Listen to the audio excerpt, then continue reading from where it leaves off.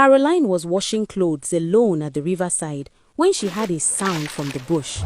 She turned and found a dying, elegant woman at the edge of the trees, holding a baby girl, using her last breath This to is my say, daughter. Save her. "Please, She's not safe. save her. Take her as your own. She is not There are people who safe. want her dead. Take her Give him as to your me. own." I'll take care There of are him. people Take him, who protect- want her take him, dead. protect him. I have him. The Take moment him, protect Caroline him. took I the will, child, I promise. the woman No! died. What Caroline didn't notice was the small mark on the baby's wrist. A mark that would change everything. Stay with me, because this story will break your heart and then heal it in the most beautiful way. Let me take you back to the beginning. The sun had not fully risen when Mama Abena's voice cut through the morning like a blade. "Caroline, are you still sleeping? Useless woman, get up and fetch water before this house burns from your laziness." Caroline was already awake. She had been awake since 4. She had swept the compound, boiled water for tea, and washed the previous night's pots in the cold dark. But she said nothing. She never said anything. She was 35 years old, but she moved like a woman who had been carrying the world since childhood. Her wrapper was faded. Her sandals had a broken strap she held together with a strip of old cloth. Her eyes, once bright when she first married Zuki 8 years ago, had grown quiet. Not sad, just quiet, like a fire that has learned to burn without smoke because no one wants to see it light anyway. "She cannot even give my son a child," Mama Abena said loudly to no one in particular, loud enough for the whole compound to hear. 8 years I have watched and waited and nothing. Emptiness. That is all she carries inside her. Emptiness. Ramona laughed from inside her room, that sharp, satisfied laugh that always found the most painful moment to arrive. Ramona was the second wife. She had come 2 years ago, invited by Mama Abena herself, who had grown tired of waiting for a grandchild from a womb she had already decided was cursed. Ramona had a son now, healthy and fat and adored. She ate at the table. She rested in the afternoon. She called Mama Abena Nne, mother, and Mama Abena called her back Nwam, my child. Caroline was called nothing, or worse than nothing. That morning, after completing her work, after eating only the cold remnants of whatever Ramona's son had left behind, Caroline took the basket of dirty clothes and walked to the riverside alone. It was the one place no one followed her, the one place that was hers. She knelt at the edge of the water and began to wash. Her tears fell quietly into the river. She did not wipe them. What was the use? There was no one to see them. There was never anyone to see them. She was rinsing a wrapper when she heard it. A sound from the bush, soft, desperate, like something or someone using the last of their strength just to make noise. Caroline stood slowly, her heart tightened. She pushed through the edge of the bush and stopped. A woman lay on the ground, but not just any woman. Her wrapper was rich, deep blue with gold thread, the kind royalty wore.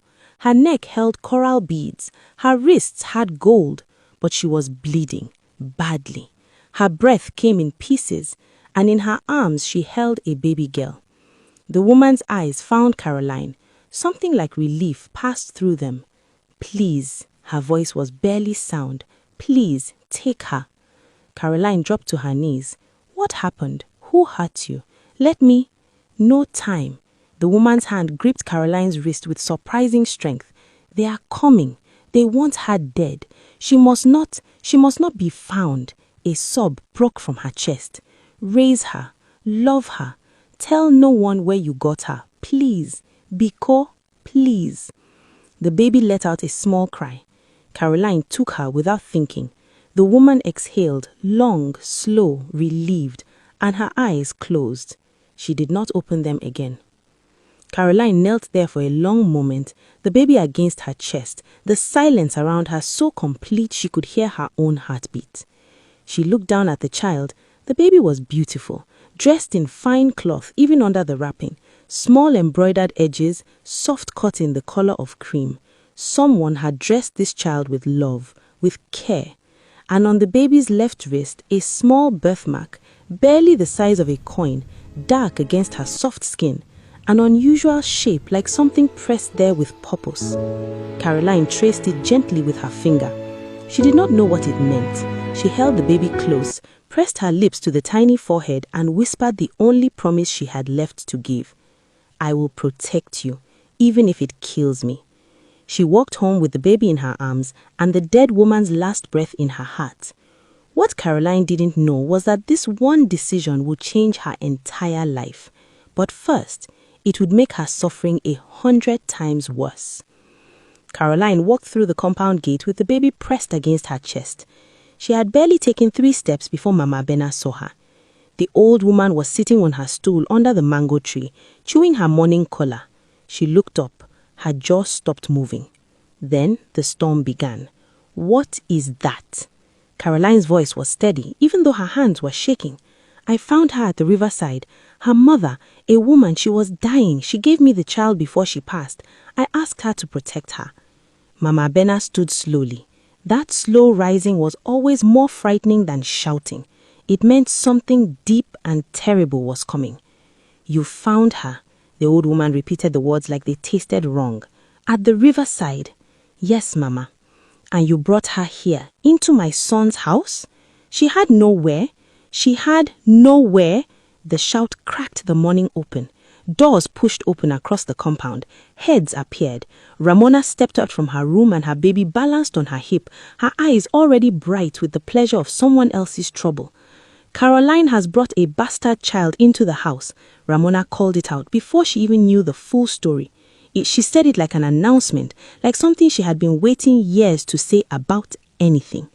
The compound filled quickly. Neighbors, relatives, women from the adjoining yard, they all came. They always came when there was suffering to watch. Mama Bena circled Caroline slowly. Her eyes moved over the baby with something colder than hate. Calculation. You are barren, she said quietly. You cannot produce for my son, and now you want to smuggle in a bush child and pretend she belongs here. She let out a short, awful laugh. Who will believe this story you are telling? A dying woman at the riverside? She looked at the gathered crowd. She probably stole this child. God knows where she stole her from.